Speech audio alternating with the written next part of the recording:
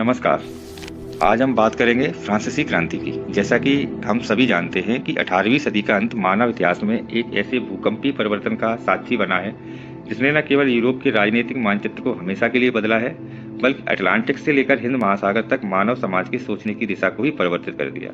ये फ्रांसीसी क्रांति केवल एक राजघराने के पतन या सत्ता के हस्तांतरण की कहानी नहीं है। ये सदियों से चली आ रही वहाँ की सामंती व्यवस्था, विशेष अधिकारों पर आधारित सामाजिक ढांचे और राजा के दैवीय अधिकारों के विरुद्ध एक सामूहिक जन विद्रोह था। 1789 में स्टेट जनरल के अधिवेशन से शुरू होकर 1799 के नेपोलियन बोनापार्ट के कूप डा एट्टा तक चलने वाली इस घटना ने स्वतंत्रता, समानता और बंधुत्व के उन आदर्शों को जन्म दिया जो आज आधुनिक लोकतंत्र की आधारशिला है। इसकी जो शुरुआत होती है, इसके हम तुम्हें आंतरिक और बाह्य कारण बताएंगे।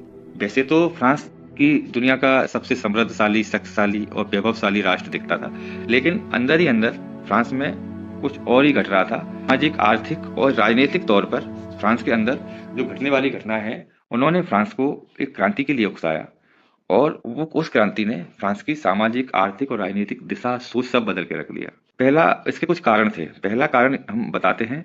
पहला कारण ये मान लो कि वहाँ का जो सामाजिक ढांचा, किसी भी राष्ट्र की क्रांति का एक महत्वपूर्ण पहलू बनता है वहाँ का सामाजिक ढांचा। तो सामाजिक ढांचा ऐसा था कि फ्रांस की कुल जो पॉपुलेशन थी उसको हम मोटे मोटे तौर पर देखें और वहाँ की व्यवस्था की, सामाजिक व्यवस्था के हिसाब से देखें तो वहाँ 3 भागों में बटी हुई थी। पहला भाग था पादरी वर्ग, क्लेरिगी बोलते हैं। पादरी वर्ग भी वहाँ 2 प्रकार के थे, उच्च पादरी यानी कि एबॉट या बिशप, और निम्न पादरी मतलब पेरिस पुजारी। ये जो उच्च पादरी थे वो कुलीन वर्ग से आते थे और जो निम्न पादरी थे वो जनता से, कुलीन वर्ग से तो नहीं आते थे, लेकिन जिनकी जनता में पकड़ अच्छी थी। कुल पादरी वर्ग, जो पादरी वर्ग था, वहाँ की कुल जनसंख्या का आधा % था और वहाँ की कुल जमीन की 10% हिस्से पे ये नियंत्रण रखता था। पादरी वर्ग इतना शक्तिशाली था कि जनता से धार्मिक कर लेता, 10% कर किसानों से लेता था तथा उस कर को टाइथ नाम देते थे। पादरी वर्ग टैक्स नहीं देता था और कभी कभी राजा को स्वैच्छिक उपाधि दे दिया तो दे दिया, और ये सीधा कर कभी नहीं देते थे कर मुक्त से, बल्कि कर लेते थे, जनता से धार्मिक कर लेते थे, टाइथ नाम का। इसके अलावा एक द्वितीय वर्ग था, कुलीन वर्ग बोलते थे। और ये कुलीन वर्ग कैसा था? ये भी 2 तरीके थे। पहला कुलीन था जिसे तलवार के कुलीन बोलते थे, पुराने राजवंश से आते थे, और एक होते थे वस्त्र के कुलीन, नोबल ऑफ रोब। तलवार के कुलीन को बोलते थे नोबल्स ऑफ स्वॉर्ड, और प्रशासनिक पदों वाले कुलीनों को बोलते थे नोबल ऑफ रोब। इनकी जनसंख्या वहाँ की कुल जनसंख्या का 1.5% के लगभग थी, 1.5% थी। और इन्हें भी कुछ विशेष अधिकार थे। टाइल नाम के प्रत्यक्ष करों से छूट थी। ये जनता से टैक्स वसूलने का काम करते थे। तीसरा स्टेट था सामान्य जनता। सामान्य जनता मतलब कि इसको भी 3 वर्गों में बांटा था। पहला था बुर्जुआ वर्ग, जिसे बाउर्जियोस बोलते हैं। इसमें धनी, व्यापारी, बैंकर, वकील और बुद्धिजीवी वर्ग आते थे। इसमें दूसरा पार्ट था शहरी लोग, कामगार या मजदूर लोग आते थे। और तीसरा वर्ग था किसान, और किसान वर्ग फ्रांस की कुल जनसंख्या का 80% था। ये सामाजिक विभाजन था। इसमें मेन ये था कि जो उनका बुर्जुआ वर्ग है वो पढ़ा लिखा भी था, सब कुछ था, लेकिन इन्हें जो कुलीनों के बराबर अधिकार प्राप्त नहीं थे। तो इनका कहना था कि किसी भी व्यक्ति की सामाजिक हैसियत का आधार उसकी योग्यता होनी चाहिए, ना कि उसका जन्म। ऐसा जो बुर्जुआ वर्ग है तीसरे स्टेट में, उनका ये मानना था। इसके अलावा जो तीसरा वर्ग था 98% था, लेकिन ये कर भी देते थे। सारे कर इन्हीं को देना पड़ता था, जैसे नमक कर, गेवल नाम का, टाइल नाम का प्रत्यक्ष कर, तम्बाकू, शराब कर, और टाइथ नाम का जो धार्मिक कर है वो भी देना पड़ता था। तो ये एक अंतर करने का कारण था। जनता इसके बारे में सोच रही थी और आगे चलकर ये फ्रांसीसी क्रांति का एक बहुत बड़ा कारण बना। इसके अलावा दूसरा कारण को हम मान सकते हैं फ्रांस का आर्थिक कारण में था फ्रांस का जो राज का दिवालियापन था। इसका कारण यह था कि लुई 14वें के समय फ्रांस लंबे युद्ध में रहा। लंबे युद्ध में रहने का कारण 7 वर्षीय युद्ध चला इंग्लैंड के साथ, जिसमें वो हार गए। इस हार की खींच से उन्होंने अमेरिका में हो रही क्रांति हो रही थी, कॉलोनियों का साथ दिया। जो अमेरिका की 13 कॉलोनी थी उनका साथ दिया इंग्लैंड को नीचे दिखाने के लिए। इससे लगभग 2 अरब लिब्रे का जो कर था वो फ्रांस पे आ गया था। इस कर को चुकाने के लिए फ्रांस में जितना रेवेन्यू आता था उसका 50% हिस्सा चला जाता था। तो ये एक ऐसी स्थिति बन गई थी फाइनेंशियल, जिसे बोला गया फाइनेंशियल डेट स्पाइरल, वित्तीय मृत्यु सर्पल। मतलब जितनी आय आ रही है उसका आधा हिस्सा तो कर चुकाने में जा रहा है, तो फिर वहाँ की जनता के लिए क्या विकास कार्य होंगे, क्या कुछ होगा। तो ये डेट स्पाइरल जैसा बन गया था। इसमें भी ये संकट तो था ही। दूसरी ओर वहाँ की जो रानी थी मेरी एंटोनोट, उनका खर्चीला जीवन भी जनता को पसंद नहीं आ रहा था। जनता का ये मानना था कि एक तरफ तो इतने संकट है और दूसरी तरफ जो राजा और रानी है इतनी खर्च कर रहे हैं, महलों पे खर्च कर रहे हैं, और रानी के जो खर्चीले खर्च के बारे में जनता की जब खबर पड़ती थी तो कहते थे राजा रानी को तो भगवान माना जाता है, लेकिन ये जनता के कष्टों को न देखते हुए सिर्फ अपना जीवन विलासपूर्ण जीवन जी रहे हैं। तो इन्होंने वहाँ की रानी को, जो मेरी एंटोनेट थे, उनका नाम दिया मैडम डेफिसिट। अब हम जानते हैं तीसरा कारण। पहला कारण तो सामाजिक हुआ, दूसरा आर्थिक हुआ, तीसरा हो गया बौद्धिक कारण। और इस बौद्धिक कारण को बोलते हैं बौद्धिक जागरण। वहाँ की जनता को, वहाँ कुछ दार्शनिक, जो वहाँ के दार्शनिक थे, उनके विचारों ने बहुत प्रभावित किया। इसमें कुछ महत्वपूर्ण दार्शनिकों के नाम हम बताते हैं, जैसे मॉन्टेस्क्यू थे। उनकी रचना था द स्पिरिट ऑफ लॉज में उन्होंने ये बताया कि सत्ता की निरंकुशता के बचने के लिए सत्ता को 3 भागों में बांट दो, विधायिका, कार्यपालिका और न्यायपालिका। दूसरी तरफ एक रूसो थे, जीन जैक्स रूसो। इन्होंने अपनी रचना सोशल कॉन्ट्रैक्ट में ये कहा कि राजा और प्रजा के बीच में कॉन्ट्रैक्ट होता है। यदि राजा प्रजा के हितों की रक्षा नहीं कर पा रहा तो प्रजा को यह अधिकार है कि वो राजा को हटा दे। वोल्टेयर ने चर्च की कट्टरता पर तीखे प्रहार किए। उन्होंने अभिव्यक्ति की स्वतंत्रता और नागरिक अधिकारों की वकालत की। अब जी क्रांति का कारण क्यों बना, क्रांति का विस्फोट क्यों हुआ, उस पर हम बात करते हैं।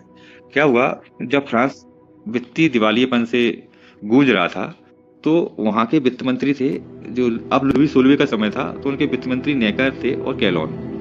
उन्होंने वित्त मंत्री नेकर और कैलोने ने इन्होंने सलाह दी कि हम जो विशेषाधिकार प्राप्त वर्ग है, मतलब पादरी और सामंत वर्ग है, उन पर टैक्स लगा देते हैं। जब ये बात पादरी और कुलीन वर्ग तक पहुंची तो उन्होंने इस बात को लेकर असहमति जताई। परिणाम स्वरूप स्टेट्स जनरल की बैठक बुलाई गई। स्टेट जनरल, तीनों स्टेटों की बैठक बुलाई जाती थी। तीनों स्टेट के एक वोट होते थे, कुल 3 वोट होते थे वहां पे। तो राजा ने 5 मई 1789 को स्टेट जनरल की बैठक बुलाता है। यहाँ पे विरोध हो जाता है। जो तीसरा वर्ग है वो ये कहता है कि पर स्टेट पर वोट नहीं होगा, पर पर्सन पर वोट होगा। मतलब प्रत्येक स्टेट का एक वोट नहीं होना चाहिए, प्रत्येक व्यक्ति का एक वोट होना चाहिए। होता क्या था, दोनों स्टेट मिल जाते थे और तीसरे स्टेट को हमेशा हरा देते थे। इस बार भी ऐसा हुआ, टैक्स की बात हो रही थी, दोनों स्टेट टैक्स देने को तैयार नहीं थे, तो टैक्स जनता देगी, आम जनता देगी, जो 98% टोटल पॉपुलेशन थी थर्ड स्टेट की। तो इस बार बात नहीं बनी, थर्ड स्टेट ने इसका विरोध कर दिया। लेकिन राजा ने थर्ड स्टेट की बात नहीं मानी और इस बात को नहीं माना कि पर पर्सन पर वोट होगा, प्रति व्यक्ति वोट होगा। अब हुआ यूं कि जब ये जो बैठक थी वो उसका कोई रिजल्ट नहीं निकला। वो बैठक भी काफी लंबे समय बाद हो रही थी, 175 वर्ष बाद हो रही थी। पहली बैठक इनकी हुई थी 1614 ईस्वी में।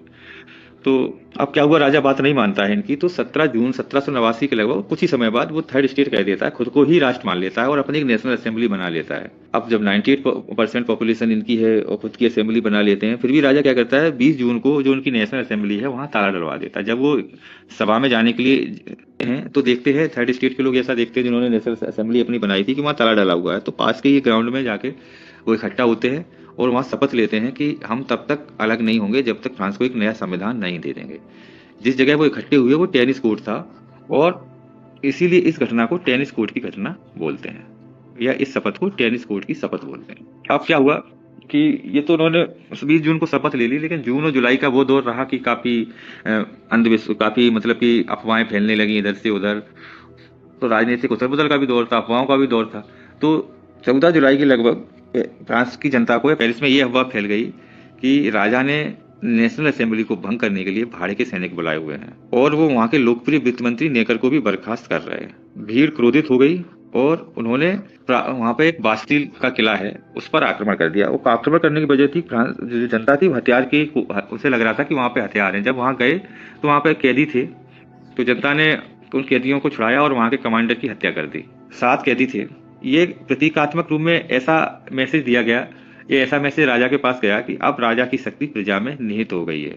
और उसी दिन को, 14 जुलाई के दिन को, जिस दिन बास्टील के किले को जनता ने लूटा था और कैदियों को आजाद कराया, फ्रांस का राष्ट्रीय दिवस हो गया। इसीलिए 14 जुलाई को फ्रांस का वो राष्ट्रीय दिवस के तौर पर मनाया जाता है।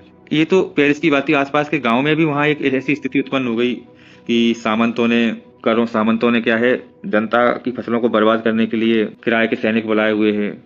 तो जनता ने भी वहाँ गांव में सामंतों के जो करों के रिकॉर्ड हैं उन्हें लूटने चालू कर दिए। तुरंत ही ऐसी स्थिति जब बनी तो नेशनल असेंबली ने सामंती व्यवस्था को ही खत्म कर दिया गया। 4 अगस्त 1789 को वहाँ की नेशनल असेंबली ने सामंती व्यवस्था को खत्म कर दिया तथा सामंतों, पादरियों के या कुलीनों और पादरियों के विशेषाधिकारों को खत्म कर दिया तथा पादरियों के 10% टाइट टैक्स को भी खत्म कर दिया गया। अब ये सब चलता रहा। उस दौरान कुछ नागरिक अधिकार, 26 अगस्त 1789 को नेशनल असेंबली ने नागरिक अधिकार दिए। ये घोषणा पत्र, जो नागरिक अधिकारों का घोषणा पत्र था, लगभग अमेरिकी स्वतंत्रता से प्रभावित था। इसमें कुछ पहलुओं पे बात हुई, जैसे कि अनुच्छेद 1 स्वतंत्रता और समानता पर था, संप्रभुता पर अनुच्छेद 2 था। स्वतंत्रता और समानता में उन्होंने ये कहा कि मनुष्य स्वतंत्र पैदा होता है और अधिकारों में समान रहते हैं। संप्रभुता पर बोला कि जो संप्रभुता है का स्रोत राष्ट्र है, ना कि राजा है। एक और कानून का शासन, तो तब बताया गया कि कानून सामान्य इच्छा है की अभिव्यक्ति है, कानून सामान्य इच्छा की अभिव्यक्ति है। निजी संपत्ति को पवित्र और अनुल्लंघनीय अधिकार माना गया। साथ ही साथ एक और क्रांतिकारी विचारक थी, ओलंपी डी गोज।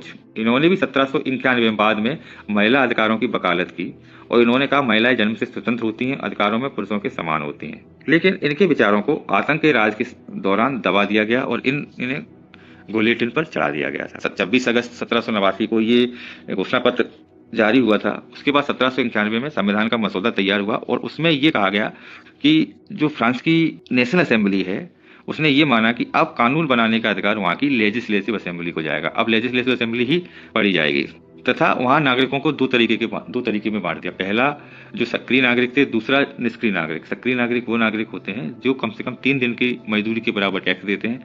निष्क्रिय नागरिक में उन्होंने महिलाएं, बच्चे और गरीब पुरुषों को रखा जिनका जो टैक्स नहीं देते और तथा इन्हें राजनीतिक अधिकार नहीं दिए गए, मतलब वोट देने के अधिकार नहीं होंगे इनके पास। राजा ने ये सब मान तो लिया, घोषणा पत्र को मान लिया, संविधान को भी मान लिया, लेकिन राजा के मन में कहीं ना कहीं पुनः वही शक्ति प्राप्त करने की रहा होगा। तो राजा वहाँ फ्रांस का राजा ऑस्ट्रेलिया और प्रुसिया से गुप्त समझौते कर रहा था पुनः राजशाही वापस लाने के लिए।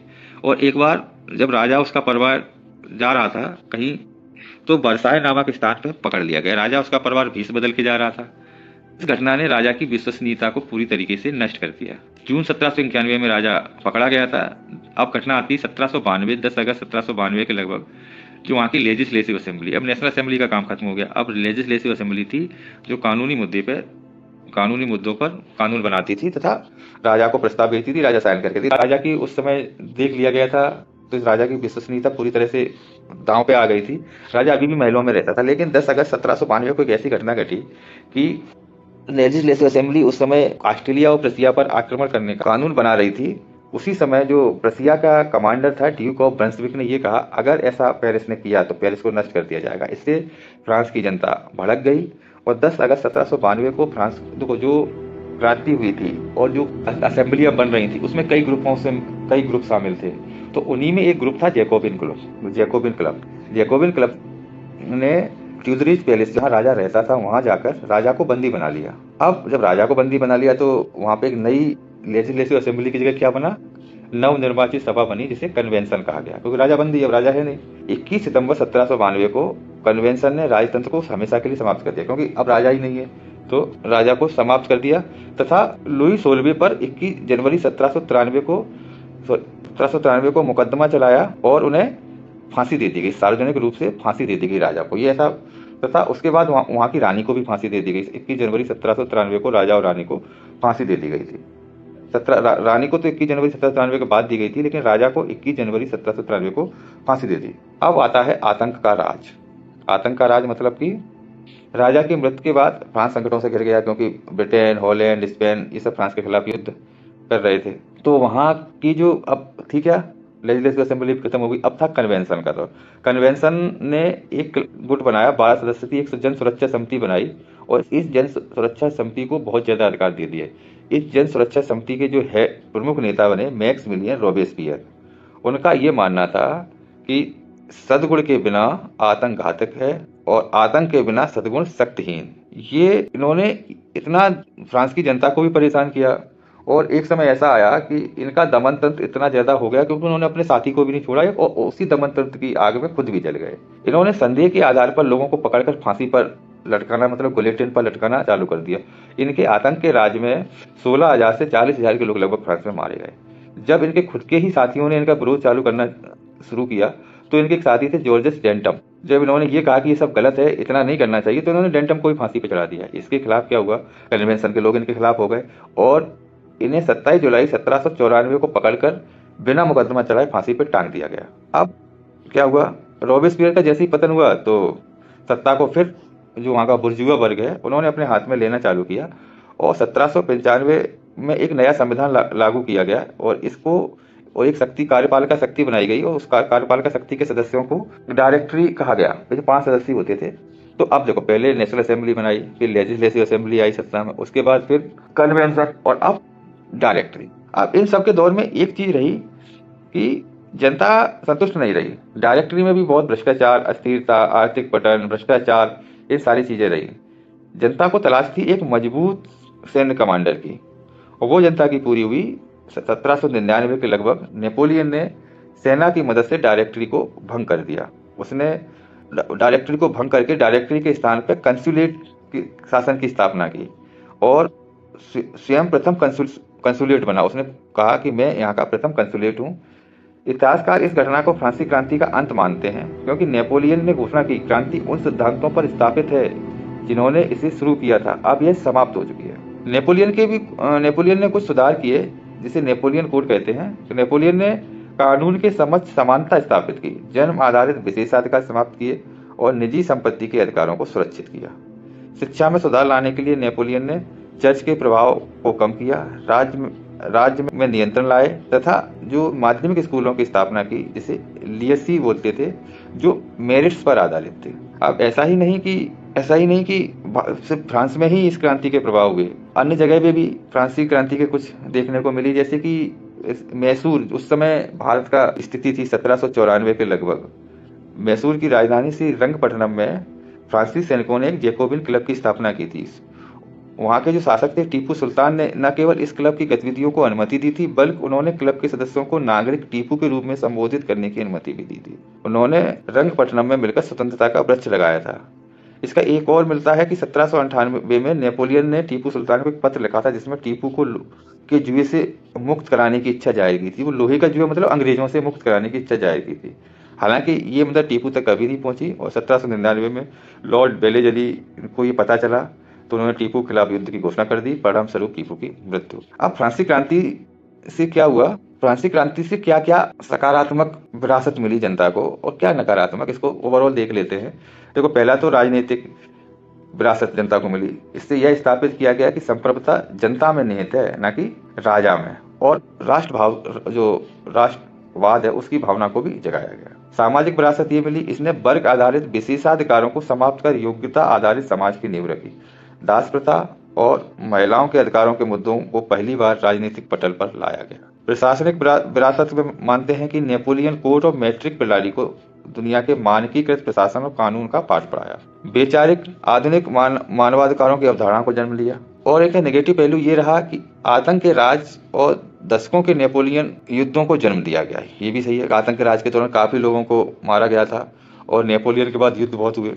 राष्ट्रवाद की एक शक्तिशाली लेकिन अक्सर विभाजनकारी शक्ति को जन्म दिया। राष्ट्रवाद ये भी एक वो है कि राष्ट्रवाद है तो शक्तिशाली, लेकिन एक विभाजनकारी भी है। तो ये सारी चीजें हैं, लेकिन कुल मिला के जनता पर सकारात्मक प्रभाव ज्यादा पड़े। भारत के जो महान विचारक हुए, जैसे राजा राम मोहन राय, ने भी ये माना कि फ्रांसीसी क्रांति के विचार स्वतंत्रता, समानता और बंधुत्व आधुनिक सभ्यता की आधारशिला हैं। यह क्रांति अतीत की घटना होते हुए भी वर्तमान को परिभाषित करना जारी रखते हैं। तो आज का ये वीडियो यहाँ पर हम समाप्त करते हैं। अगले वीडियो में फिर एक नए विषय को लेकर आएंगे। आपको यदि यह रिसर्च या अच्छी लगी हो तो वीडियो को लाइक करें, शेयर करें और दोस्तों के साथ सब्सक्राइब करें। तब तक के लिए नमस्कार, धन्यवाद।